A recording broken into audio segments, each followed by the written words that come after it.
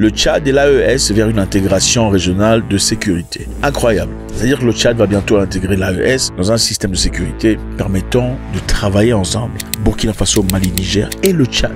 Le Tchad se rapproche très rapidement de l'AES et c'est inouï. C'est différent, c'est incroyable et nous allons vite découvrir de quoi il s'agit. Nous irons ensuite au Burkina Faso où la coordonnatrice résidente de l'ONU a été déclarée persona non grata. Pourquoi ceci est arrivé? Qu'est-ce qu'elle a dit réellement? On va découvrir ce que c'est. On va ensuite aller en Algérie où le français a été quasiment rejeté en échange de l'anglais. C'est-à-dire en Algérie, on se sert maintenant de l'anglais comme langue nationale par rapport au français. On y va.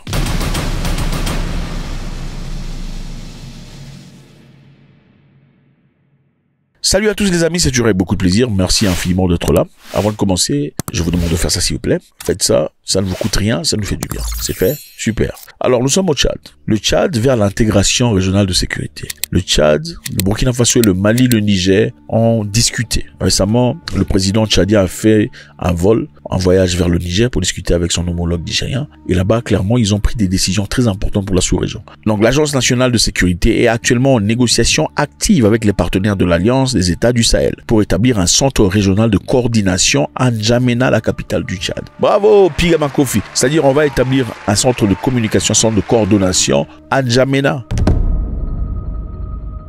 Ça sera pour premièrement coordonner la sécurité aux frontières, 2. Partager du renseignement opérationnel en temps réel et 3. Assurer une réponse rapide aux attaques transfrontalières. Les amis, nous sommes en train de voir arriver devant nos yeux une intégration internationale en Afrique pour les Africains par les Africains. Incroyable. Alors on va essayer de voir, coordonner la sécurité aux frontières. Qu'est-ce que cela va impliquer? Coordonner la sécurité aux frontières, cela signifie simplement que le Tchad et les pays sahéliens voisins comme le Niger, Burkina Faso et Mali travailleront ensemble les amis, travailleront ensemble pour surveiller, contrôler et sécuriser leurs frontières communes. On dit voyager seul, on va rapide, vite, ok? Mais voyager en groupe, on va plus loin. Okay? Le Tchad a compris que le Tchad ne peut pas continuer à être tout seul dans son coin. Et comme ils sont géographiquement placés dans le Sahel, pourquoi ne pas carrément approcher le Sahel? Parce que la mentalité apparemment n'est pas très éloignée. C'est-à-dire, ils vont travailler ensemble pour surveiller, contrôler et sécuriser leurs frontières. Cela implique, comme vous pouvez bien vous l'imaginer, la mise en place des patrouilles conjointes. C'est-à-dire le Tchad, le Burkina Faso, le Mali, l'AES, l'armée vont marcher ensemble en harmonisation de contrôle frontalier. Ils vont partager les informations sur les personnes, les biens qui traversent les frontières. Donc, si un voyou quitte le Tchad, déjà au Burkina Faso, on est informé. Si un voyou quitte le Mali, le Tchad le saura aussi. Donc, il y aura des patrouilles conjointes, des militaires de chaque pays ensemble en train de travailler, communal, et aussi le partage des informations sur les humains qui travaillent, c'est tout le bazar. Cela consiste évidemment à échanger instantanément des informations sécuritaires essentielles entre les pays membres du centre. Les pays membres du centre, on parlait de l'AES. Déjà là, on parle d'un centre de coordination. C'est-à-dire que bientôt, l'AES sera plus Tchad. Les pays membres du centre de coordination vont partager les informations en temps réel sur ce qui se passe. Il y a un monsieur là avec la calvitie. Tout le monde est au courant. Alors, il y a une femme là enceinte, mais on comprend pas si c'est la grossesse, c'est pour vrai. Tout le monde est informé. On va vérifier si la grossesse est vraie ou c'est des champignons qu'elle a mis là-bas. Alors, les renseignements des opérations comprennent quel genre de données? Ils vont partager des éléments sur les déplacements des groupes armés, les attaques planifiées, les menaces régionales ou les trafics d'armes. Évidemment, des choses qui se passent très souvent dans cette partie de la région. Et troisièmement, le centre a pour objectif d'assurer une réponse rapide aux menaces transfrontalières. Donc, si les menaces se passent quelque part là-bas, on va pas attendre que la personne résolve ou retrouve des solutions à ses problèmes à lui. On peut le faire de manière distante. En intégrant un système qui fonctionne, on peut le faire à distance. Alors le but est de réagir immédiatement en cas d'attaque ou de menace passant d'un pays à un autre, sans attendre l'approbation politique lente. Vous comprenez? Donc on peut directement quitter le Tchad et aller tabasser de l'autre côté, parce que au Niger ou ailleurs, parce que c'est comme ça, c'est déjà agréé. C'est rapide, c'est efficient, c'est effectif.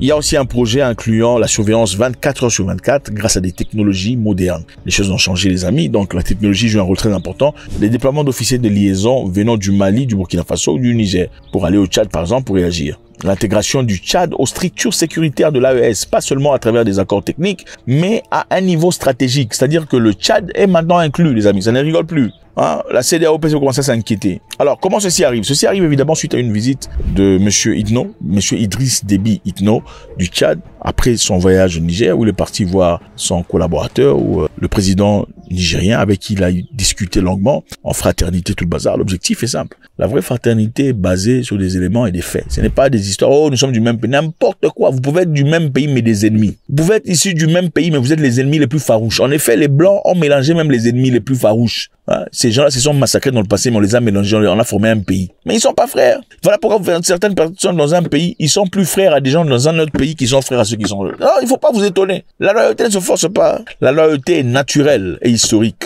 Une personne historiquement loyale est généralement loyale. Donc, le Tchad est parti, à travers son chef, voir le chef nigérien pour discuter de ces éléments. Et maintenant, c'est intégré, c'est fait. Alors, cette maison sera établie, le centre de coordination de l'AES plus Tchad, à N'Djamena, ok, pour évidemment évaluer, voir ces histoires, surveiller, patrouiller ensemble, réagir ensemble.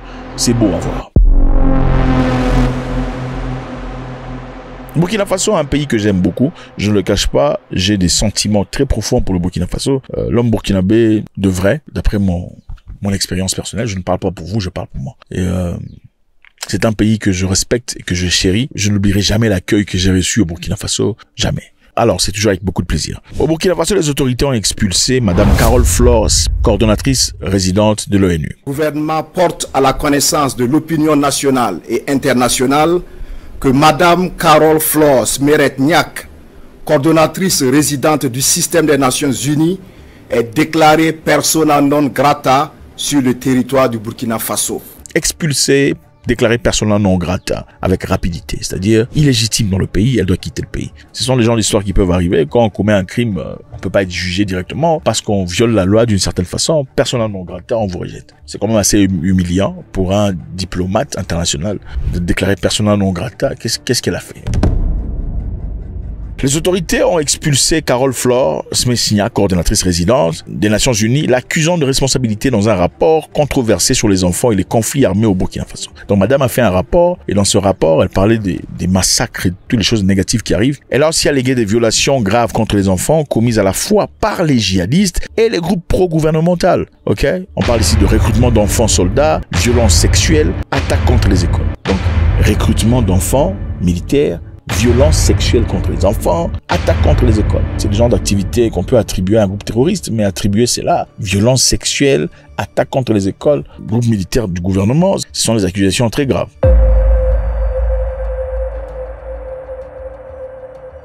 Elle a aussi été accusée d'absence de consultation et de manque de preuves. Le gouvernement burkinabé affirme qu'il n'a jamais été consulté durant l'élaboration du rapport. Donc évidemment, quand vous faites un rapport, il faudrait informer les gens. Nous faisons un rapport par-ci, par-ci, par-là.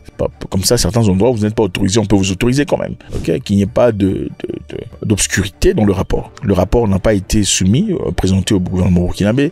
Le rapport manque de preuves documentées ou des décisions judiciaires solides. Il n'y a pas de preuves. D'après le gouvernement burkinabé, il n'y a pas de preuves affirmant les allégations de madame, selon lesquelles les militaires burkinabés auraient pris des forces des jeunes filles, auraient malmené, massacré, attaqué des écoles et tout le bazar. Ce sont des accusations chaudes. Alors, il faut présenter des preuves. Vous savez, nous, on aime le Burkina Faso, mais on aime aussi la vérité. On aime la vérité. S'il y a des éléments qui prouvent que ces choses sont vraies, il faut nous les envoyer. On va les examiner. Le Burkina Faso, c'est bien beau tout le bazar, c'est mon expérience personnelle, mais ça ne veut pas dire que sur terrain, c'est exactement ce qui se passe. Okay? Nous avons tous vu la positivité que reflète le Burkina Faso aujourd'hui. On applaudit. Mais est-ce que ça veut dire qu'il n'y a pas des choses négatives qui arrivent? On ne peut pas le dire parce qu'on n'est pas présent. Est-ce qu'il faudrait carrément nier tout ce qui est dit parce que nous sommes frères au Burkinabé? Je ne pense pas que ce soit correct. Mais on ne peut pas non plus accepter ce qu'on nous raconte s'il n'y a pas de preuves. Il faut avoir des preuves pour dire, ok, il faut être juste, ok, il faut pas être fanatique. C'est vrai, il y a des gens qui viennent au pouvoir, et ce n'est pas le cas d'Ibrahim Traoré, c'est pas ce que je dis. Il y a des gens qui peuvent venir au pouvoir avec des très bonnes idées, de très bonnes pensées, des bonnes réflexions, mais avec le temps, changer parce qu'ils sont peut-être influencés par l'entourage, ou peut-être parce que les idées changent, ou peut-être parce qu'on goûte la saveur du pouvoir. Ce sont des choses qui arrivent très souvent. On a vu un président récemment dans un pays là, comme ça, arriver au pouvoir. Vous savez, généralement, quand un président voyage, il y a des dépenses qui se font au nom du gouvernement. Et pour ça, le gouvernement doit libérer un certain montant d'argent pour ça. Supposons que le gouvernement libère $1 million. Le gouvernement sait que le président et son groupe de personnes se servira de l'argent pendant leur voyage. Mais parti en voyage, le président et son groupe de personnes se servent de $200 000 par exemple, ou 300 000. Dans le passé, le président et son groupe rembourser les 700 000 au gouvernement dans les caisses de l'État, disant, écoutez, prenez les 700 000, on a simplement usé de 200 000 ou 300 000. Mais après un temps, carrément, le monsieur a arrêté de faire tout ça. Quand le gouvernement libérait 2 millions de dollars, c'est 2 millions de dollars qui partent. Et d'ailleurs, on demande de plus. C'est-à-dire, au départ, il est venu avec des idées positives. Disons, OK, nous allons réellement rembourser l'argent du contribuable et pas les dépenser pour des raisons personnelles. Mais avec le temps, l'influence des gens autour de soi, c'est toujours un cousin là-bas, un monsieur là-bas, tu vois, non, on est au pouvoir pendant un temps, il faut profiter. Ça pourrait faire changer d'idée. Et voilà, est-ce une possibilité au Burkina Faso? C'est fort une possibilité. Mais est-ce que c'est le fait au Burkina Faso? Absolument pas, on n'a pas des preuves. Mais on peut simplement spéculer jusqu'à ce qu'il y ait de preuves incluant le Burkina Faso dans ces faits énoncés ici. On a aussi accusé la coordonnatrice de l'ONU de partialité. Ok, on dit qu'elle n'est plus une interlocutrice neutre et crédible. Le langage du rapport semble minimiser et déformer la souffrance du peuple burkinabé. C'est ce que le gouvernement burkinabé dit. Alors qu'est-ce qui risque de se passer? L'ONU risque de faire une plainte, s'exprimer, mais ne voudra certainement pas aller au bout pour pas que l'aide qui se passe au Burkina Faso à travers l'ONU soit arrêtée. Secondo, l'ONU pourrait présenter une personne alternative, une personne indépendante pour assumer ce rôle jusqu'à ce qu'elle choisisse de manière permanente une nouvelle personne. Ma question est celle-ci. Est-ce que vous pensez que le gouvernement burkinabé a fait les choses qu'on a racontées ou pas? Faites-moi savoir dans les commentaires. En Algérie, les entreprises nationales abandonnent le français au profit de l'anglais. Waouh, incroyable. Le français abandonné au profit de l'anglais, inouï, inédit, enfin peut-être pas inédit, c'est une chose qui s'est passée dans le passé. Au Rwanda, par exemple, le Rwanda était un pays francophone pendant très longtemps, jusqu'à l'arrivée du président actuel qui a renversé la vapeur de la francophonie à l'anglophonie. Au départ, on pourrait pas penser différemment parce que, écoutez, l'anglais a beaucoup plus d'influence que le français. Et aussi, croyez-moi, la mentalité des anglophones est totalement différente de la mentalité des francophones africains. En général, écoutez, c'est francophone africain. Il faudrait avoir de l'expérience pour le dire. Donc, l'Algérie se retire de la francophonie. Les entreprises nationales abandonnent le français. Après Air Algérie et la société d'eau Alger, c'est désormais Algérie Télécom, principal opérateur télécom du pays, qui abandonne le français au profit de l'anglais dans les documents destinés au public. C'est officiel. C'est une façon de dire en français, on s'en fout de vous maintenant, au revoir. Les entreprises justifient ce choix par des raisons pratiques et stratégiques, signalant la transition étant la transition progressive vers l'anglais dans les communications officielles et commerciales. Donc bientôt, ça sera l'anglais. Alors, qu'est-ce qui se passe entre l'Algérie et la France? Nous savons qu'il y a beaucoup de choses qui se passent. Mais principalement, pour faire très rapidement, nous savons que les diplomates français ont eu des difficultés récemment en Algérie. Nous savons aussi que la France a accusé l'Algérie de vouloir kidnapper un monsieur très influent en France, mais un Algérien d'origine qui vit en France depuis très longtemps. La personne est critique du gouvernement algérien en France. Okay, c'est une personne qui apparemment dénonce les choses que Alger fait, la politique algérienne à l'étranger, les membres du gouvernement, des diplomates qui dépensent beaucoup d'argent du contribuable dans des éléments qui sont absolument personnels, les achats de Hermès, de Gucci et tout le bazar en France. Alors le monsieur dénonce. Il raconte beaucoup d'histoires apparemment gênantes. Et récemment, il se pourrait qu'une voiture de la police eût arrêté le monsieur, placé à pas à garde vue, mais on l'a mis dans la voiture et on l'a enlevé. Couvert de masque, le monsieur devrait être exfiltré de la France de manière illicite. Mais ça n'a pas réussi. On l'a balancé quelque part dans une forêt en France parce que c'était difficile de l'emmener. Bon, la question qui se pose, c'est si un gouvernement est prêt à enlever une personne comme ça d'un pays comme la France pour le ramener en Afrique, est-ce qu'il raconte des mensonges? Vous savez, quand quelqu'un raconte de bobards, c'est facile commence à toucher des points essentiels. C'est là qu'établit la haine, la colère, la galère, le ressentiment. Alors, était-il en train de raconter des bobards? Point d'interrogation. Alors, à travers cela, on a pu lier un diplomate officiel de l'Algérie en France dans ce kidnapping. Et c'est à partir de là qu'on a demandé de quitter le territoire et ça a été compliqué.